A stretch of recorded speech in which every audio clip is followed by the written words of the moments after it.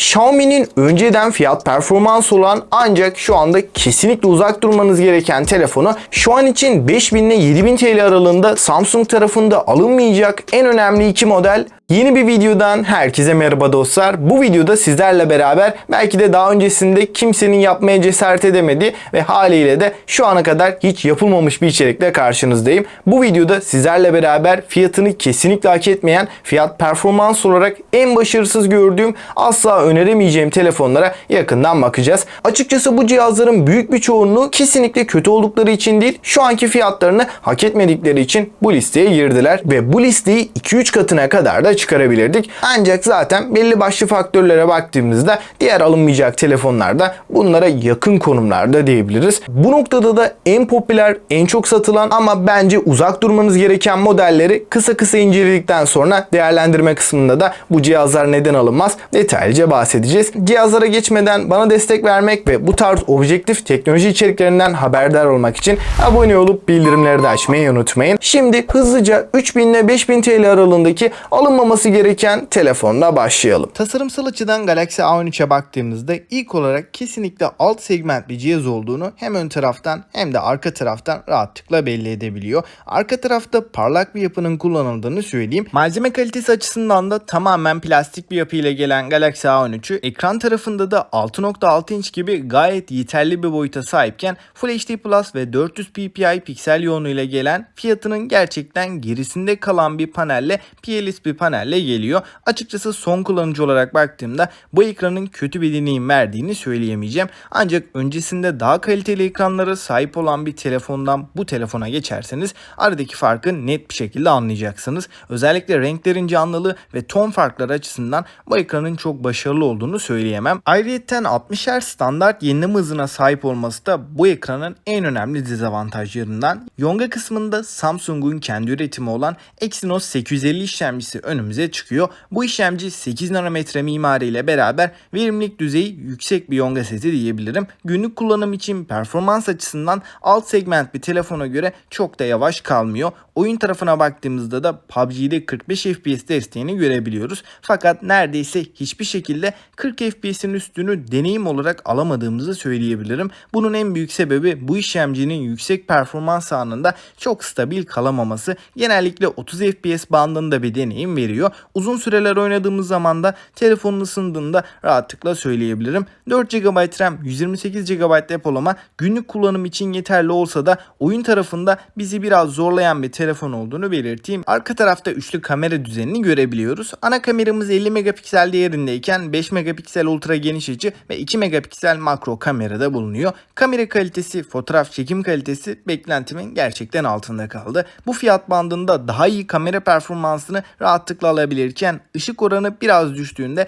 veya fotoğrafların detaylarına indiğimizde bozulmaları rahatlıkla görebiliyoruz. Video kısmında da bu telefondan çok bir şey beklememek gerekiyor. Ortalama düzeyde bir performans sergiliyor. Ön tarafta da 8 megapiksel ve Full HD 30 FPS videolar çekebilen bir kameramız da bulunuyor. Titreşimleri de çok fazla engellediğini söyleyemeyeceğim. Genel bütünüyle Galaxy A13'ün kamera performansı $150 bandına yani 3000 TL aralığına hitap eden bir kamera paketine sahip. Bunun dışında kesinlikle şu anki fiyatıyla kamera olarak sınıfta kaldığını belirtmem gerekiyor. Redmi Note 11 Pro serisine kıyasla daha oval, yuvarlatılmış hatlara sahip olan klasik bir tasarımla geliyor. Kameraya baktığımız zaman arka tarafta dörtlü kamera düzenini görüyoruz. Ana kameramız 50 megapiksel HDR ve yapay zeka destekli. Fiyatına göre orta düzeyde diyebileceğim bir kamera. Yardımcı kameralarda da 8 megapiksel ultra geniş açı, makro ve derinlik algılama kameralarını da görebiliyoruz. Ön tarafta ise 13 megapiksel f2.4 diyaframlı bir kameraya yer verilmiş. Fotoğraf çekim kalitesi olarak özellikle parlak alanlarda çekim yaptığınızda renklerde sapmalar olabiliyor. Biraz gerçekten uzaklaşıyor diyebilirim. Keskinlik olarak ana kamerayla çekilen fotoğraflar tatmin edici düzeyde ama renk doğruluğu açısından bu kamerayı ben çok beğenmediğimi söyleyebilirim. Bunun dışında ultra geniş açı kamerası da kesinlikle beklentilerimin bayağı altında kaldı. Video tarafında ise hem ön hem de arka kamerayla yalnızca Full HD 30 FPS videolar çekebiliyoruz ve optik bir sabitleyicimiz olmadığından dolayı da video performansını hiç beğenmediğimi söylemem gerekiyor. Bu fiyat bandında böyle bir performans bence çok da kabul edilebilir bir düzeyde değil. Yonga setine baktığımız zaman Snapdragon 680 Yonga setini burada görebiliyoruz. Oyun performansına baktığımızda bayağı geride kalabiliyor. Burada 30 FPS bandında bir PUBG deneyimi alabildiğimizi söyleyeyim. Ekranımız 90 Hz ancak vermiş olduğu performans ekranın 3'te 1'i düzeyinde diyebiliriz. Eğer oyun oynamak için bu telefonu alacaksanız kesinlikle öneremeyeceğim. Hoparlör konusunda ise stereo hoparlörler var. Ses tarafında orta düzey bir cihaz. Kötü değil, iyi de değil, tam ortasında. İlk olarak hemen tasarımla başladığımızda Poco X4 Pro'nun arka kısmında çok farklı bir tasarım anlayışı kullanılmış. Kamera modülü çok güzel bir şekilde konumlandırılmış diyebilirim. Bunun yanında kasa yapımız çok daha köşeli ve keskin bir yapıya sahip. Arka kapakta yansımalı bir cam yüzeyin kullanılması da yine güzel detaylar arasında. Yonga seti kısmında ise 5G destekli Snapdragon 695 Yongasını görürken 6 nanometrelik bu işlemcimiz kesinlikle Snapdragon 600 serisi bir işlemci gibi değil. Performans olarak Snapdragon 750 ile 778G arasında diyebiliriz. Ancak buna rağmen rakiplerinin neredeyse yarısı kadar bir performans sunabiliyor. Bu performansta böyle bir cihaz için kesinlikle kabul edilebilir bir durum değil. Kamera kısmında ana kameramız 108 megapiksel f1.89 diyafram açıklığında Samsung'un HM2 sensörü. İkinci kameramız 8 megapiksellik ultra geniş açı. Son olarak makro çekim kameramız da bulunuyor. Fotoğraf çekim kalitesi olarak ciddi geliştirmeler olsa da video konusunda sadece Full HD 30 kare videolar çekebiliyoruz. Yani X4 Pro'da fotoğraf tarafına önem verip video kısmını göz ardı etmişler diyebilirim. Özellikle işlemci tarafında bu fiyatlara daha performanslı cihazlar bulabiliyoruz. Yani dostlar, Poco X4 Pro'da X3 Pro'ya göre geliştirmeler yapılsa da bazı noktalarda gerilemeler de mevcut. İlk izlenim açısından Galaxy A73'e baktığımızda Selefinden çok da bir farklılık getirmediğini söyleyebiliriz. Yonga setine geldiğimiz zaman bu senenin en popüler işlemcilerinden olan Snapdragon 778G'yi burada görebiliyoruz. 8 GB RAM, 128 GB depolama alanında bu sisteme eşlik ediyor. Arka tarafta dörtlü kamera sistemini görürken ana kameramız 108 megapiksel Samsung üretimi f1.8 diyaframlı, OIS desteğini de bünyesinde barındıran gerçekten başarılı bir ana kamera. Yardımcı kameralarda da 8 megapiksel ultra geniş açı ve klasik 5 megapiksellik makro ve derinlik algılama kameralarımız da bulunuyor.